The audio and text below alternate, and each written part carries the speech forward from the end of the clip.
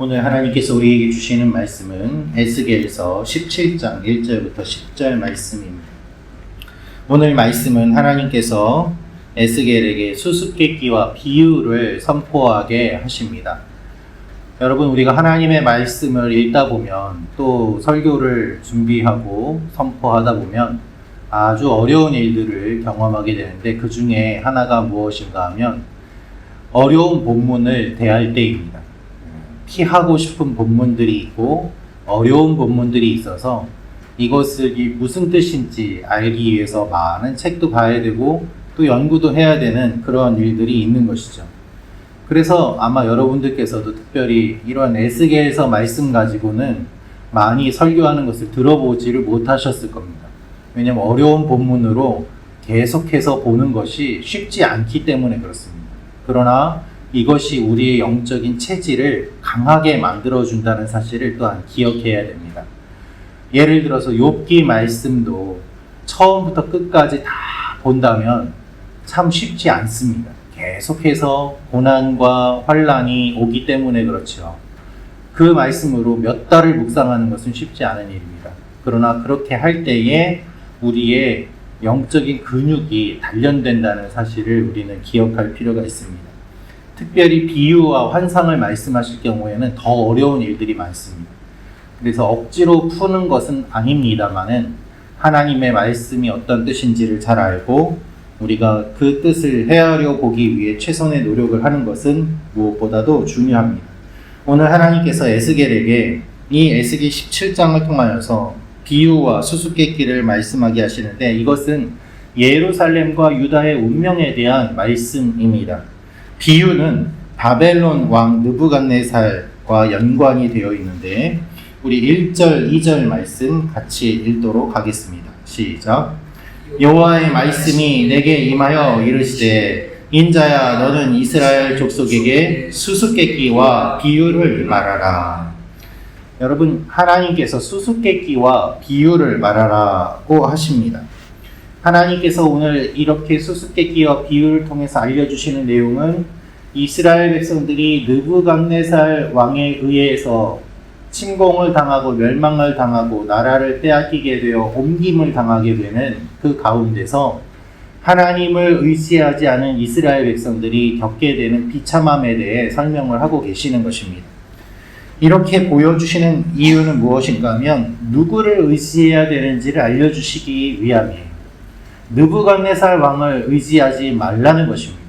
세상의 왕과 세상의 권력과 주변 국제 정세를 의지하였던 결과 나라가 망하게 되고 포로로 끌려가게 될 것이니까 너희는 그렇게 하지 말고 나 하나님을 의지하라는 하나님의 마음이 여기에 담겨 있는 것입니다. 여러분, 하나님께서는 수수께끼와 비유를 통해서 말씀하십니다. 하나님은 말씀하시는 하나님이십니다. 그러나 그 말씀을 사람들이 듣지 않으니까 어떻게 해서든지 듣도록 수수께끼와 비유 같은 표현을 통해서도 말씀하시는 것입니다. 평범하게 말해서는 알아듣지 못합니다. 기억하지 못합니다. 그래서 수수께끼와 비유를 말씀하십니다. 여러분, 예수님께서 가르쳐 주신 교훈, 주님이 이 땅에 오셔서 말씀하신 하나님 나라에 대한 이야기들, 다는 비유입니다. 그냥 일반적인 가르침으로는 사람들이 깨닫지 못하고, 예수님께서는 비유를 통해서 하나님 나라를 우리에게 보여주셨습니다. 이것이 하나님의 방법입니다.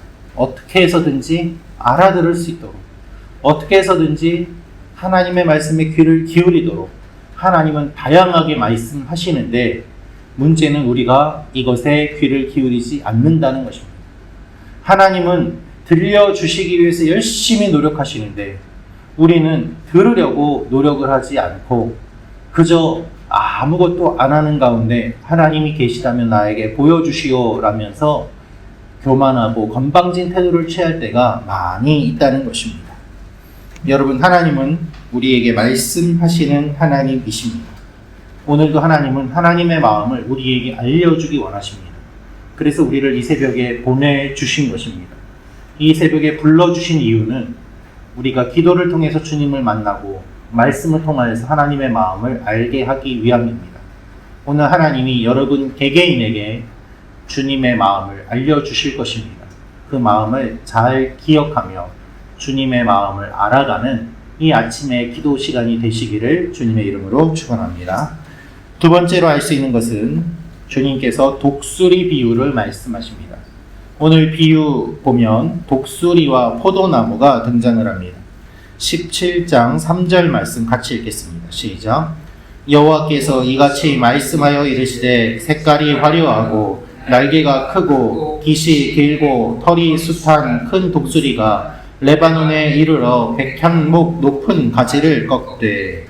색이 화려하고 날개가 크고 깃이 길고 털이 숱한 큰 독수리가 레바논으로 와서 백향목의 높은 가지를 꺾었다라고 되어 있습니다. 여러분, 백향목은 하나님께서 하나님의 백성들을 표현할 때 사용하시는 상징 중에 하나입니다. 그런데 독수리가 그것을 꺾었다는 것입니다. 하나님의 백성들이 꺾임을 당하게 되고 망하게 되었음을 말씀하십니다. 이렇게 꺾어서 어디로 갑니까?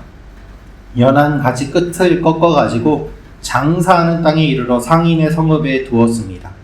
거기에 심습니다.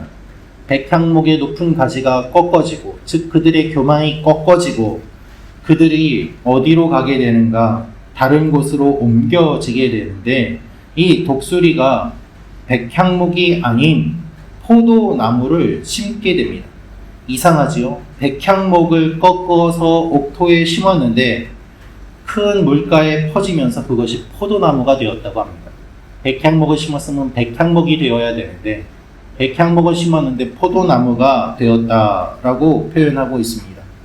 포도나무 가지는 독수리를 향하고 뿌리는 독수리 아래에 있습니다.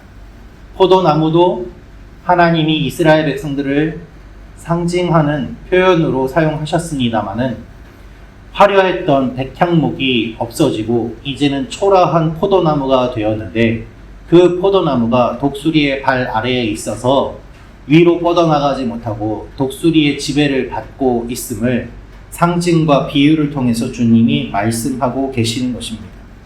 그래서 이 포도나무가 독수리에게 물을 받으려고 가지를 뻗습니다.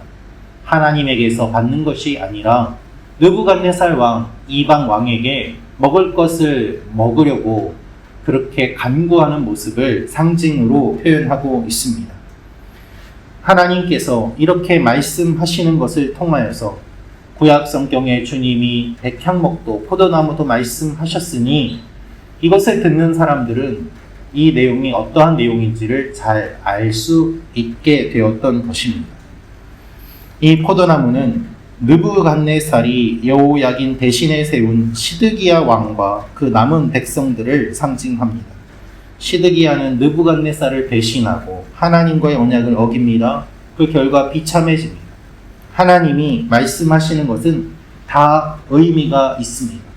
백향목과 포도나무와 독수리가 나오지만 이것이 아무 관계 없이 맥락 없이 나오는 것이 아니라 주님이 말씀하시는 것은 지금까지의 역사적인 흐름과 성경의 흐름에 다 기록되어 있던 것들을 계속해서 말씀하시는 것인 것이죠. 여러분, 하나님께서 우리의 삶에 말씀하실 때 그것은 다 이유가 있습니다. 내가 깨닫지 못하는 말씀이라고 하더라도 나에게 왜 이 말씀을 주셨을까? 나중에 깨닫게 되는 일들이 많이 있습니다. 그래서 일단 하나님의 말씀에 순종해야 되는 것입니다. 일단 순종하고 나면 알 수 있습니다. 나에게 왜 이 감동을 주셔서 이 일을 하게 하실까? 나에게 왜 이 감동을 주셔서 저 사람을 도우라고 하실까? 나는 저 사람과 관계가 별로 없는데 왜 이렇게 하실까? 나중에 다 알게 되어 있습니다. 하나님이 말씀하시는 것은 다 의미가 있습니다. 오늘도 우리의 마음속에 주님이 말씀하실 때 그것이 이해되지 않는다고 할지라도 하나님의 뜻이 있음을 기억하며 신뢰하며 나아가는 여러분과 제가 되기를 축원합니다. 마지막으로 알 수 있는 것은 오늘 말씀에 포도나무가 말라버릴 것입니다 라고 되어 있습니다. 포도나무가 말라버릴 것입니다. 9절 10절 말씀 우리 같이 읽도록 하겠습니다. 시작. 너는 이르기를 주 여호와의 말씀에 그 나무가 능히 번성하겠느냐? 이 독수리가 어찌 그 뿌리를 빼고 열매를 따며 그 나무가 시들게 하지 아니하겠으며 그 연한 잎사귀가 마르게 하지 아니하겠느냐. 많은 백성이나 강한 팔이 아니라도 그 뿌리를 뽑으리라. 볼지어다 그것이 심어졌으나 번성하겠느냐. 동풍에 부딪힐 때에 아주 마르지 아니하겠느냐. 그 자라던 두룩에서 마르리라 하셨다 하라. 아멘. 하나님께서 이렇게 질문하십니다.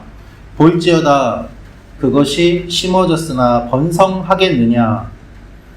아주 마르지 아니하겠느냐. 하나님께서 답이 있는 질문을 강조하기 위해서 이렇게 질문을 하시는 것입니다. 수사적인 의문을 하고 계십니다. 포도나무가 살 수 있겠느냐? 살 수 없다는 것이죠. 큰 독수리가 열매를 따서 시들게 만들고 뿌리를 파냅니다. 또한 새로 난 잎사귀도 시들게 하고 말라버리게 합니다.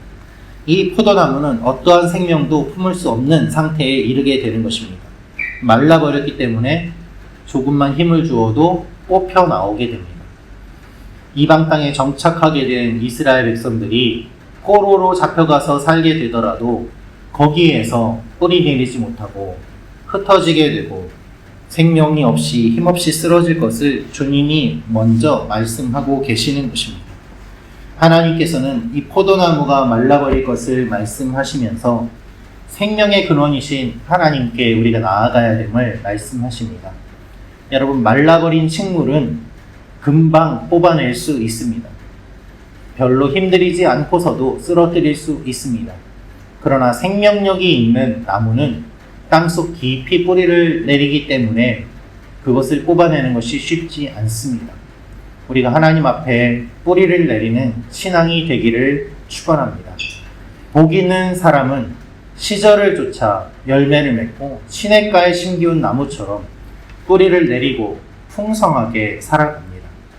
시편 1편의 그 말씀은 하나님과 가까이 하는 사람이 복이 있음을 이야기하는 것입니다. 우리가 하나님과 가까이 있으면 생명을 얻고 깊게 뿌리를 내립니다. 그러나 하나님과 멀어지면 겉모양은 그럴듯해도 말라버려서 뽑히게 될 것입니다. 오늘도 하나님 안에서 풍성한 생명을 누리고 촉촉한 우리의 열매를 맺는 삶이 되기를 주님의 이름으로 축원합니다. 기도하겠습니다.